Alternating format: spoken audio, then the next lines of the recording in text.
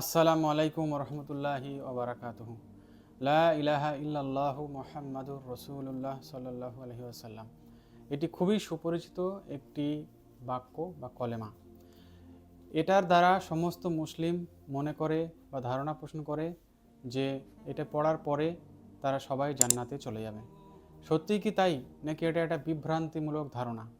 আমরা খুব সংক্ষেপে এটা জেনে নেওয়ার চেষ্টা করব। এটি বলেছিলেন আমাদের রসুল মোহাম্মদ সাল্লাল্লাহু আলাইহি ওয়াসাল্লাম। তিনি বললেন যে মান ক্বালা লা ইলাহা ইল্লাল্লাহু মুখলিসান দাখালাল জান্নাহ। তো তিনি বললেন যে বা যারা বলবে লা ইলাহা ইল্লাল্লাহু, কিন্তু কন্ডিশন হচ্ছে মুখলিসান, ইখলাসের সহিত, সেটাই হচ্ছে কন্ডিশন।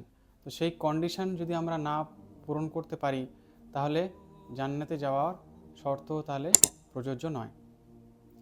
দ্বিতীয় প্রমাণে আমরা যাব, যেখানে আল্লাহ রসুল জানিয়ে দিলেন যে তার উম্মার সবাই জান্নাতে যাবে, তারা ছাড়া যারা যেতে অস্বীকার করবে। তো কারা অস্বীকার করবে তিনি সেটাও পরিষ্কার করে বলে দিলেন যে যারা তার আল্লাহর হুকুম এবং তার দেখানো পথ অনুযায়ী যারা জীবনকে চালিত করবে না, তারা হচ্ছে জান্নাতে যেতে অস্বীকার করলো।